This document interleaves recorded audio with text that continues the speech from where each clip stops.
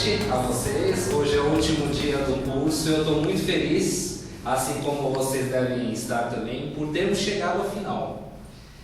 Isso é uma prova da nossa capacidade, da nossa persistência, da nossa vontade de crescermos por dentro e sermos melhores. Então estamos todos de parabéns. Eu vou falar para vocês um pouquinho do meu primeiro grau, em que eu tive algumas experiências muito felizes e que me marcaram muito. Durante o ensino de primeiro grau, eu várias vezes fui considerado um dos melhores alunos da sala. Na segunda série, por exemplo, no final do ano, eu ganhei uma medalha de honra ao mérito. Na quinta série, eu também fui contemplado com o título de honra ao mérito, dessa vez com diploma. Tanto a medalha como o diploma guardo com carinho até hoje. E no ano de 91, que eu estava na oitava série, o que ocorria? Eu estudava numa escola reputada como muito boa e a minha família não tinha condições de bancar uma escola particular para mim, uma outra escola particular fora. E a escola que eu estudava era uma escola particular, só que grátis.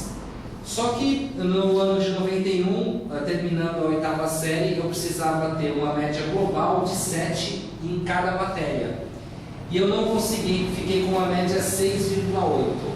E eu, portanto, teria que me submeter a um vestibulinho. E no vestibulinho eu ia concorrer tanto com os colegas da própria escola quanto as pessoas que estavam vindo de fora. Só que eu fiquei sabendo que eu ia fazer o vestibulinho faltando 2 dias e meio para o vestibulinho. A minha irmã chegou na reunião de pais e falou: olha, você vai ter que fazer o vestibulinho. Você ficou com 6,8. Isso foi mais ou menos 1h da tarde. E a prova do vestibulinho ia ser então 2 dias depois. Isso foi na quarta-feira. E com 2 dias e meio estudar toda a matéria: história, geografia, português, matemática, inglês, ciências, da quinta até a oitava série. Então, em 2 dias e meio, tive que repassar a matéria da quinta até a oitava série. Foi muito difícil, mas eu, como não tinha escolha, eu também não queria ir para o estado, eu comecei a estudar. Eu sentei lá na minha sala de jantar, comecei a estudar, peguei os livros, não sei como eu consegui, não sei de onde tirei tanta força, mas eu consegui, fui aprovado. Na primeira fase eu permaneci naquela escola, fiz curso técnico de administração e no curso tive uma influência muito positiva. Um professor chamado Danilo, ele é advogado até hoje e ele me influenciou muito para que eu escolhesse curso de Direito, para fazer depois na faculdade. E ele era um professor na época muito legal, ele era muito querido pelos alunos, ele era sempre, esses 3 anos do colegial, ele foi escolhido como professor representante da sala e, graças à influência dele, eu escolhi o curso de Direito que foi fazer depois. Mas, para mim, até hoje, eu me pergunto, como é que eu consegui em 2 dias e meio rever a matéria de quinta até a oitava série? Mas eu consegui. Então fica uma mensagem para vocês que a gente, quando não tem escolha, a gente tira a força de dentro da gente e a gente é capaz de conseguir. Era essa história que eu tinha para passar. Agradeço a atenção, desejo aí um bom final de curso para todos e que a gente continue tendo sucesso aí fora. Muito obrigado.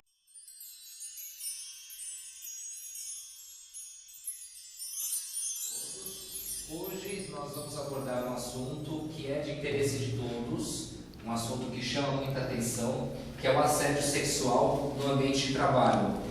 E por que esse assunto chama tanta atenção? Porque todos nós podemos ser vítimas ou podemos eventualmente responder judicialmente por isso, como possíveis autores. O conceito é que o assédio sexual ele é um conjunto de pressões reiteradas de uma pessoa contra outra, podendo ser entre sexos opostos ou no mesmo sexo. E essa pressão reiterada, ela objetiva o quê? Objetiva a obtenção de favores sexuais para a pessoa que está fazendo o assédio, para o assediador. O fator hierárquico, ele pode se dar entre uma pessoa com cargo mais alto e outra com cargo mais baixo, ela pode se dar entre pessoas do mesmo nível hierárquico e pode se dar também, por incrível que pareça, entre pessoas de um cargo mais baixo e um cargo mais alto. Isso é possível também.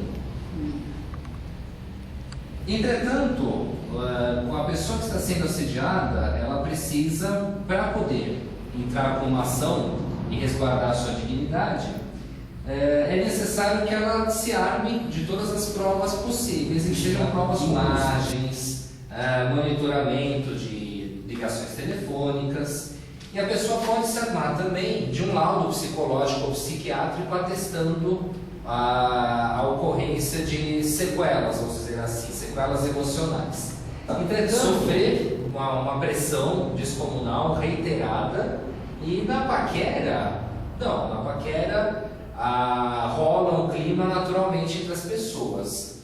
E isso é muito importante, porque no assédio é necessário que a vítima resista. A vítima tem que resistir. Por quê? A partir do momento que a vítima acaba cedendo todo o conjunto fático, tudo o que aconteceu e as provas também, para que não façam feio, porque os tribunais têm rechaçado pedidos de indenização descabidos. A prescrição para se entrar com esse tipo de ação é de 2 anos a partir da ocorrência dos fatos.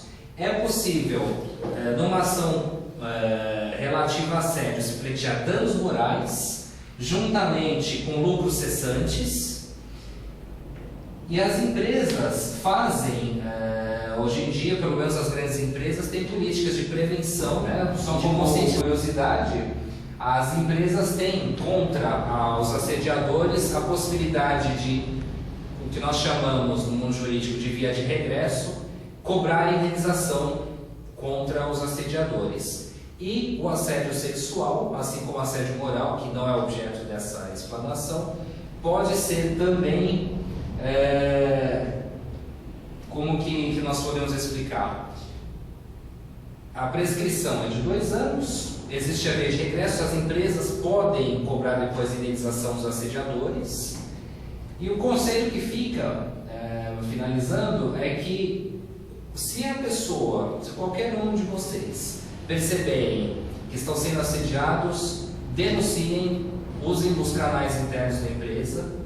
Se não surtir resultado, contratem um bom advogado, de preferência um advogado trabalhista, mas que tenha vivência no cível, porque o direito civil vai ser usado com certeza. Então, concluindo, era isso que eu tinha para dizer para vocês. Uma boa noite, obrigado pela atenção.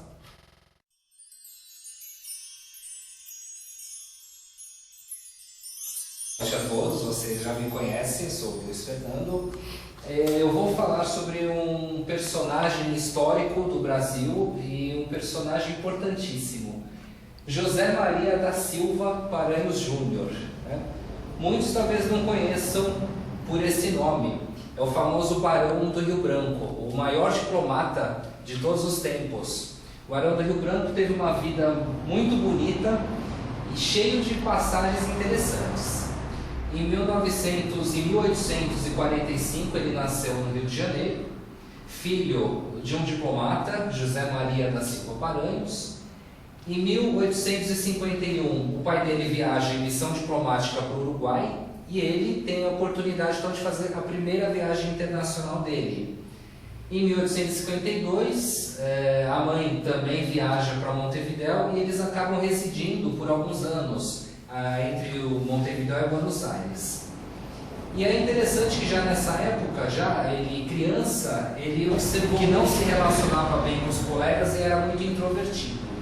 Mas ele começou a se destacar quando os colegas começaram a perceber que ele tinha um interesse muito grande pela história e pela geografia. Rio Branco, nos horários livres, no final de semana também, ele gostava de ficar isolado estudando história e geografia. Ninguém dava muito valor para isso, até que chegou um momento que ele começou a mostrar as suas garras, vamos dizer assim. Quando ele estava estudando o GMR, era atriz de teatro, e naquela época A atriz de teatro era considerada vagabunda, prostituta, mas ele foi muito decidido. Ele disse para o pai que ele ia se casar com ela porque ele amava ela. Foi um escândalo, ele até acabou saindo do país porque era muito mal visto. E em 1876 ele teve a oportunidade de ser cônsul do Brasil em Londres. O seguinte, havia uma discussão sobre o limite territorial entre o Brasil e a Argentina. A Argentina reivindicava parte do atual território do Paraná, alegando que graças a esse sucesso ele voltou para o Brasil ovacionado, ele voltou para o Brasil como um verdadeiro ídolo. E as pessoas pediam para que ele fosse candidato a presidente da República, mas ele não queria. Em 1902, então, ele foi convidado pelo presidente da República a ser ministro das Relações Exteriores. E como ministro, ele teve a oportunidade de trabalhar na definição. E o Brasil, para compensar a Bolívia, ofereceu uma indenização de 2 milhões de libras esterlinas, além de prometer a construção da ferrovia Madeira-Mamoré, que não foi construída totalmente, no final das contas. Em 1905, o Barão do Rio Branco, como chanceler, o Barão do Rio Branco foi o maior diplomata que o Brasil teve. E uma curiosidade, ele foi até hoje o ministro das Relações Exteriores que mais tempo ficou no cargo. Ficou por 9 anos e mais alguns meses. Eu agradeço a atenção de todos e uma boa noite.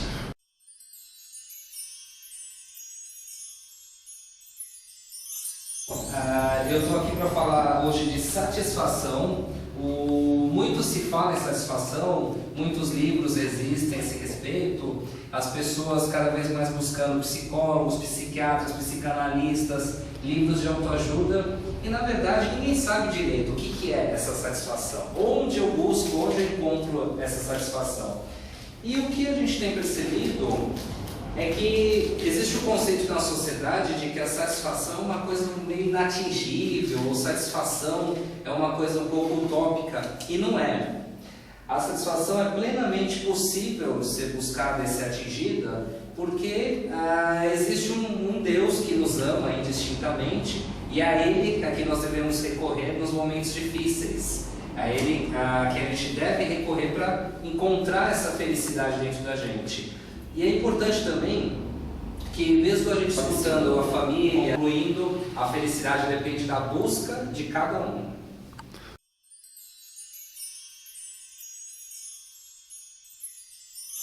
Pode ir. Boa noite, pessoal. Estou aqui para passar para vocês um recado. É um produto revolucionário, um produto de muitas utilidades. Para vocês terem uma ideia, é um produto que pode ser usado com pincel. Você pode pegar esse produto e utilizar para pintar pequenos detalhes, um trabalho artesanal, por exemplo, um produto que você cria, que você precisa dar um retoque, pequenos detalhes, você pode usar esse produto. Esse produto serve como suporte para barbante, para linha. Se você empina a pipa com o seu filho, você pode passar para o seu filho essa utilidade. Usa esse produto para enrolar aquela linha com cerol.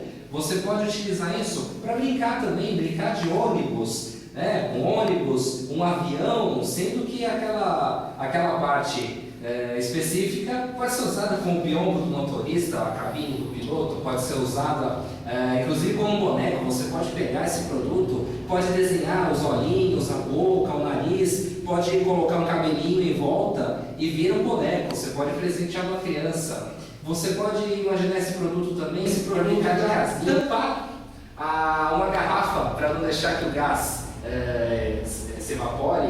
Você pode utilizar esse produto para mexer bebida. Então, chocolate quente, um café, um cappuccino, você vai lá, mexe e dá aquela consistência gostosa. E você pode utilizar até mesmo para coçar o seu ouvido. Quando dá aquela coceirinha, você pega e coça o ouvido com esse produto, além de outras utilidades que vai ficar a cargo da criatividade de vocês.